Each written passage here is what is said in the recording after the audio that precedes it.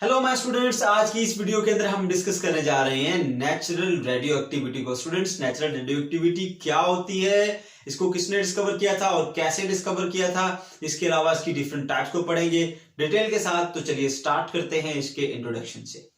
तो बच्चों, इंट्रोडक्शन में आप क्या लिखेंगे? सबसे पहला पॉइंट हेडिंग में, जब आप अगर ये लॉन्ग में आ जाता है तो आपने इस तरह से हेडिंग्स बना के लिखनी है। इंट्रोडक्शन की, उसके बाद डिस्कवर किसने किया, मैरी क्यूरी, पेरी क्यूरी की कंट्रीब्यूशन लिखेंगे लॉन्ग के अंदर, और इसकी काजेस क्या है रेडियो एक्टिविटी के, उसके टाइप्स क्या हैं।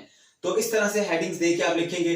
वरना आप अगर शॉर्ट में आता तो सिर्फ डेफिनेशन लिखेंगे। डेफिनेशन लिखने के बाद आप थोड़ा सा इसको एक्सप्लेन कर देंगे किसने डिस्कवर किया, बस दैट इज इनफ। टाइप्स वगैरह लिखने की या फर्दर डिटेल में जाने की जरूरत कतई नहीं है। ओके, तो चलो स्टार्ट करते हैं इसके इंट्रोडक्शन से। The spontaneous emission of radiation by the unstable nuclei is called natural radio activity. पहले तो बच्चों ये पूछते हैं स्पॉन्टेनियस क्या होता है। स्पॉन्टेनियस का मतलब होता है खुद ब खुद। कुछ रिएक्शंस ऐसे होते हैं जिनको स्टार्ट करना पड़ता है और कुछ नेचुरली चल रहे होते हैं, उनको हमें स्टार्ट करने की जरूरत नहीं होती, उनको बोलते हैं स्पॉन्टेनियस रिएक्शंस। तो ये स्पॉन्टेनियसली एमिशंस हो रही होती है रेडिएशन की बाय द अनस्टेबल न्यूक्लियाई। अब सेकंड क्वेश्चन अराइज, किस अनस्टेबल न्यूक्लियाई क्या होता है? बच्चों, वो तमाम एटम जिनका एटॉमिक नंबर 82 से बड़ा होता है उनको हम कह सकते हैं ये अनस्टेबल न्यूक्लियाई हैं। ओके, तो ऐसे एटम जिनका एटॉमिक नंबर 82 से ज्यादा होता है वो अपने अंदर से इनविजिबल रेडिएशंस को इमिट करते हैं जो हम देख नहीं सकते। तो इन रेडिएशंस की इमिशन करते हैं वो एटम्स। ऐसे इस प्रोसेस को जो जिसमें से रेडिएशन निकलती है एटम के अंदर, इसको नेचुरल रेडियो एक्टिविटी कहा जाता है। और बच्चों, वो एटम जो इन रेडिएशंस को एमिट करता है उसको हम कहते हैं रेडियो एक्टिव एलिमेंट। और बच्चों, ये ऐसी रेडिएशंस होती हैं जो फोटोग्राफिक प्लेट को धुंधला कर देती हैं। फोटोग्राफिक प्लेट से मुराद आप ले सकते, जैसे आपकी एक्सरे शीट है, इसी तरह की फोटोग्राफिक प्लेट होती है। जब आप एक्सरे करते हैं अक्सर आपने देखा होगा कि जहां पर बूंद होती है वो हिस्सा व्हाइट होता है, बाकी सारा वो ब्लैक ब्लैक कर देते हैं, यानी उसको धुंधला कर देते हैं। इसी तरह से जो ये हमारे पास एलिमेंट होते हैं रेडियो एक्टिव एलिमेंट, ये भी इनके अंदर से ऐसी रेडिएशन निकलती हैं जो फोटोग्राफिक प्लेट को धुंधला कर देती हैं। ओके, तो ये तो था इसके छोटा सा इंट्रोडक्शन। अब जो आप नेक्स्ट पॉइंट लिखेंगे जी, इसकी डिस्कवरी के बारे में, इसको किसने डिस्कवर किया था? तो बच्चों, हेनरी बैकरेल ने इसको डिस्कवर किया था। एच बैकरेल लिखा है मैंने, हेनरी बैकरेल एक्चुअली इसका नाम है, और ये एक्सीडेंटली डिस्कवर हुई थी, यानी इसको मालूम किया नहीं जा रहा था। रिसर्च किसी और चीज पे चल रही थी, काम किसी और चीज पे हो रहा था, लेकिन ये एक्सीडेंटली डिस्कवर हो गई।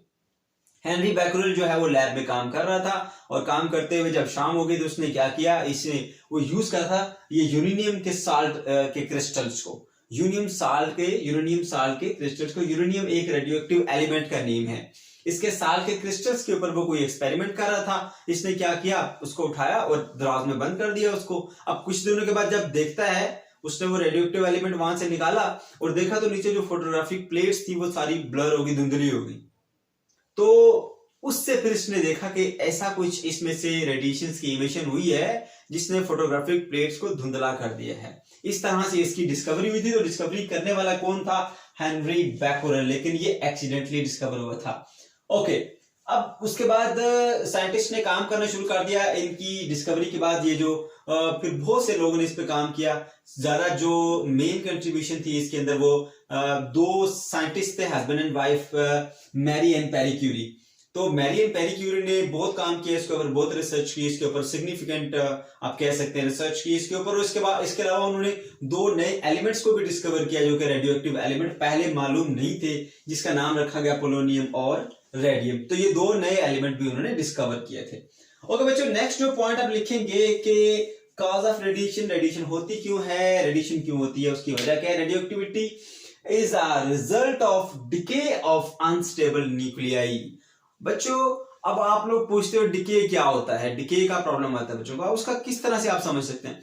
आप यूं मान ले जैसे एक लकड़ी है, वो जल रही है, जलने के बाद क्या हीट निकलती है, उसमें से स्मोक निकल रहा है, और ऐसा ऐसा वो किस में चेंज हो रही है, कोयले में चेंज हो रही है। तो मान लो वो डिके हो रही है। इसी तरह से ये जो रेडियोएक्टिव एलिमेंट्स होते हैं जिनका एटॉमिक नंबर 82 से ज्यादा होता है वो भी डिके होते रहते हैं। लेकिन डिके किस तरीके से होते हैं? इन रेडिएशंस को इमिट करने के बाद। इन रेडिएशंस को इमिट करने के बाद वो डिके हो रहे होते हैं। जैसे वुड है, वो हीट को निकालने के बाद और स्मोक वगैरह सब निकालने के बाद वो चेंज हो रही है, किसके अंदर, कोयले में चेंज हो रही है। तो हम इस तरह से इसको याद रख सकते हैं, इस तरह से। ओके, तो इस तरह होता क्या है कि जो रेडियोएक्टिव एलिमेंट होता है वो जब डिके होता है, डिके होने के दौरान वो इस तरह की रेडिएशंस को एमिट करता रहता है। तो ये है इसकी वजह। ओके बच्चों, अब हम पढ़ेंगे इसकी डिफरेंट टाइप्स के बारे में। कौन सी इसकी टाइप्स होती हैं? 3 मेन टाइप्स होती हैं कि जिसको हम कहते हैं अल्फा, बीटा और गैमा। अल्फा, बीटा, गैमा, ये 3 इसकी टाइप्स आ जाती है रेडिएशन की। अब इनको हम कह तो रहे हैं रेडिएशन, लेकिन ये सारी रेडिएशन नहीं है बच्चों। इसमें जो नंबर 1 पे है अल्फा, ये पार्टिकल होता है, रेडिएशन नहीं होती।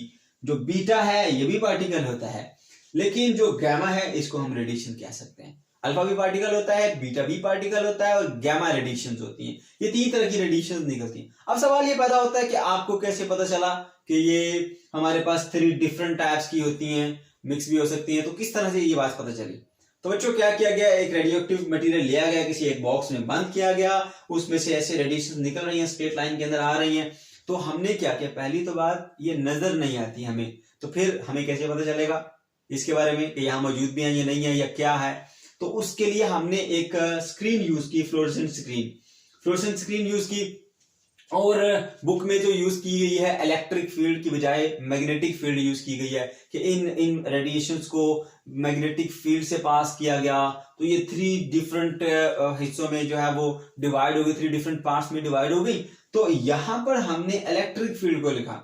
इलेक्ट्रिक फील्ड से इसको समझना ज्यादा आसान है। देखिए, चार्ज पार्टिकल कोई भी है, इलेक्ट्रिक फील्ड में भी फोर्स एक्सपीरियंस करता है, मैग्नेटिक फील्ड में भी फोर्स एक्सपीरियंस करता है, दोनों के साथ हो सकते हैं, लेकिन इससे इसको समझना ज्यादा आसान होगा, इसकी प्रॉपर्टीज को अंडरस्टैंड करना ज्यादा इजी होगा हमारे लिए। इसलिए मैंने यहाँ पे इलेक्ट्रिक फील्ड यानी पॉजिटिव और नेगेटिव प्लेट, ये पॉजिटिव प्लेट, ये नेगेटिव प्लेट, बैटरी के पॉजिटिव टर्मिनल, बैटरी का नेगेटिव टर्मिनल, तो यहां से हमने इस तरह से यूं कनेक्ट कर दिया इसको। ओके, तो बच्चों होगा कि अब जैसे ही ये रेडिएशन आती है यहां से इस इलेक्ट्रिक फील्ड से गुजरती हैं, तो यहां पर एक पॉजिटिव प्लेट है, एक नेगेटिव प्लेट है।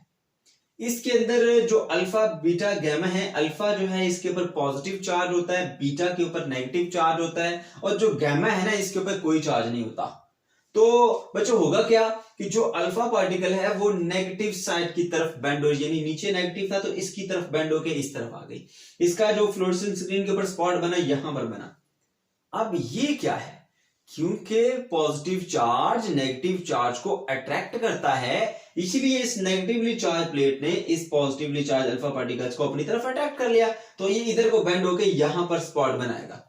और फिर कुछ जो है वो बीटा पार्टिकल जो ऊपर की तरफ चले गए। बीटा पार्टिकल्स के ऊपर नेगेटिव चार्ज होता है, ये बेसिकली इलेक्ट्रॉन होते हैं। बीटा पार्टिकल इलेक्ट्रॉन्स हैं बेसिकली, इलेक्ट्रॉन्स। और ये जो होता है ये हीलियम का न्यूक्लियाई होता है, हीलियम का +2। गैमा जो है इसके ऊपर कोई चार्ज नहीं होता, इसलिए इस पे नो चार्ज।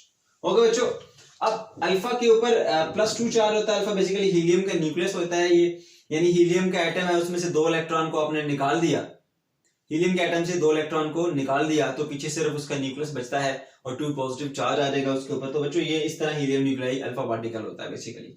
और जो गैमा रेडिएशन है, यानी कुछ रेडिएशन ऐसी थी जो कि ना पॉजिटिव की तरफ बेंड की, ना ही वो नेगेटिव की तरफ बेंड की, बल्कि वो स्ट्रेट चली गई, तो इनको हम क्या कहते हैं, ये हमारे पास गैमा रेडिएशन है।